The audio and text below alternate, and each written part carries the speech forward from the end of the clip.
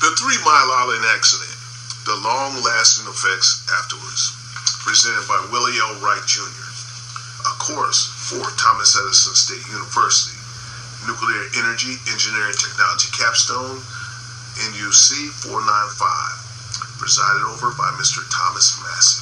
The accident in 3 Mile Island nuclear power plant near Middleton, Pennsylvania on March 28, 1979 was the most serious nuclear accident in the United States commercial nuclear power plant operating history, even though it led to no deaths or injuries to plant workers or members of the nearby community. But it did bring about sweeping changes involving emergency response planning, reactor operator training, human factors engineering, radiation protection, and many other areas of nuclear power plant operations. It also caused the United States Nuclear Regulatory Commission to tighten and heighten its regulatory oversight. Resultant changes in the nuclear power industry and at the Nuclear Regulatory Commission had the effect of enhanced safety. The sequence of certain events, equipment malfunctions, design-related problems, and worker errors led to partial meltdown of the 3 Mile Island No. 2 reactor core, but only very small off-site releases of radioactivity. Before talking about what actually happened at 3 Mile Island, let's first understand the physical makeup of a civilian nuclear power plant.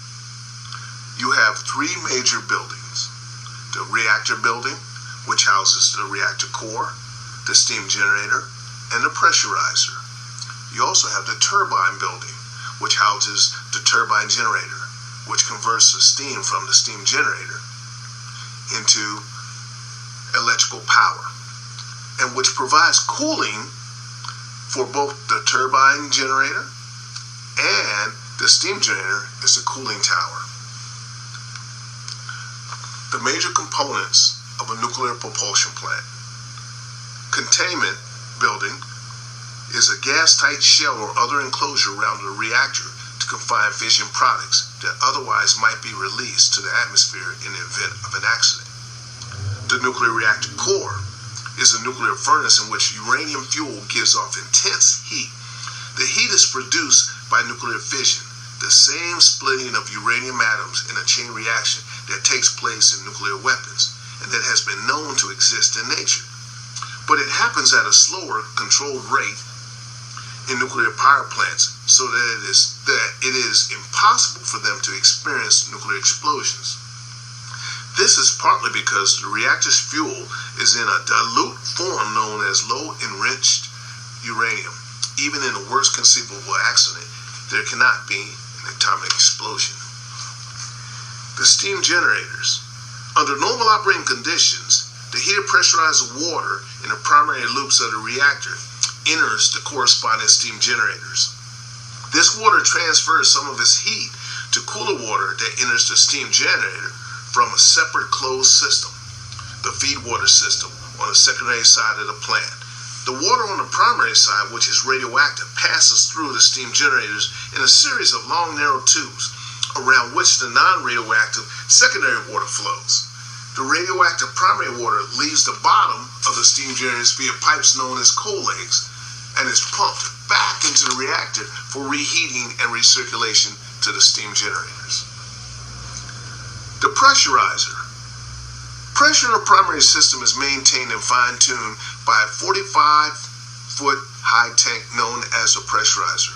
In some ways, a pressurizer is like an expansion tank in a home hot water system. It provides a place for water in a closed plumbing system to collect when it expands after being heated. An expansion tank, however, is a passive device that simply collects excess water, whereas a pressurizer actively controls pressure in the primary system by the use of heaters to heat up and add pressure to the water, or spray to cool down and reduce pressure in the pressurizer. We also have the pressurizer relief valve. If pressure in a reactor rises so rapidly that the pressurizer sprays cannot counteract it, a relief valve at the top of the pressurizer, known as the pilot operated relief valve, or PORV, opens automatically. Steam is released through the discharge line that leads to a reactor coolant drain tank on the floor of the containment. The PORV is designed to close automatically as pressure in the primary system returns to normal. Since the beginning of commercial nuclear power, a cloud of controversy has engulfed its technologies and sciences. Although there hasn't been many nuclear accidents, when one does occur, it tends to be severe, as is the nature of nuclear fission. One such accident was 3 Mile Island event, in which was a nuclear incident in Dauphin County, Pennsylvania of the United States. The 3 Mile Island incident was one that caused minor changes in background radiation levels. More than half the core was destroyed. A hydrogen gas bubble generated when exposed core materials reacted with superheated steam exploded, releasing a small amount of radiation into the atmosphere. Although there was a release of radioactivity to the environment, it was so minor that the readings were barely measurable. While plant workers were exposed to unhealthy levels of radiation, no one outside 3 Mile Island had their health adversely affected by the accident. Nonetheless, the incident greatly eroded the public's faith in nuclear power. The timeline of the 3 Mile Island accident. 4 o'clock a.m. Maintenance problems caused the plant's feed water pumps to shut down. At 4:01, an alarm sounds inside the control room, alerting the operators. At 4:03, the pressurized relief valve opens automatically. Water pressure and temperature in the reactor core begin to rise.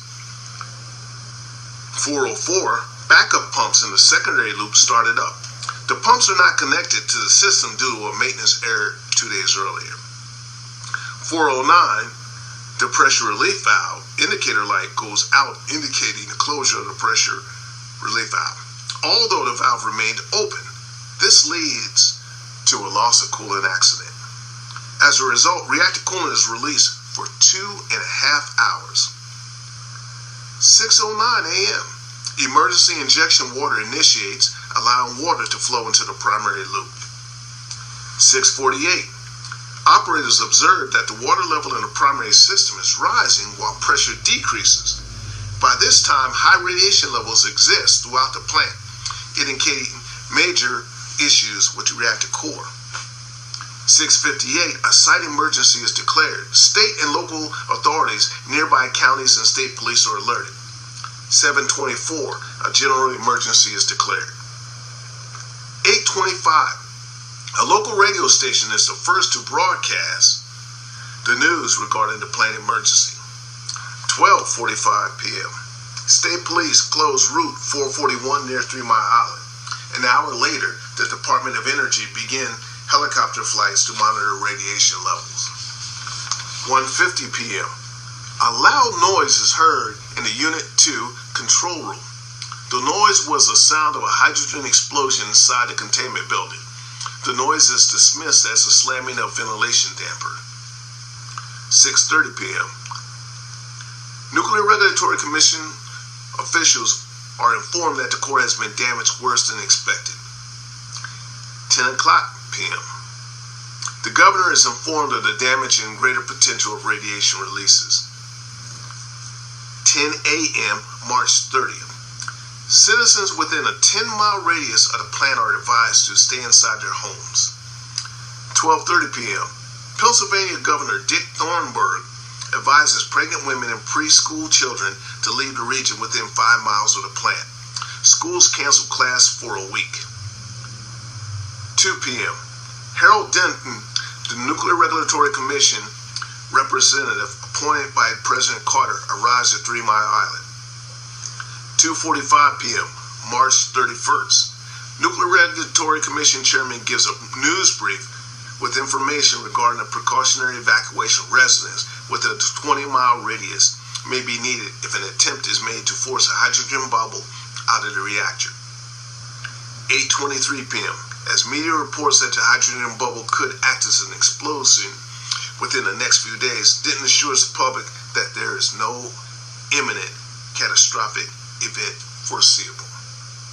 After the accident of 3 Mile Island, sweeping changes have been brought about. Some of these major changes are greater awareness and training on loss of coolant and flow accidents, rigorous testing programs for new and existing plants, safety analysis engineering programs, programs created in order to share operating experience throughout the industry, control room improvements, in other words, increased regulations which increase the attention paid to human error, man-machine interfaces, and other factors of control room design. Plant-specific simulators were designed and built and trained on. Increased level of attention on components, structures, and systems not directly related to the reactor. A greater focus on plant maintenance performance. Again, this was my presentation on the 3 Mile Island accident, the long-lasting effects afterwards. I did focus on the the makeup of the propulsion plant, and also the actions that came after, the actions that led to it, and the actions that came afterwards. Thank you for your attention.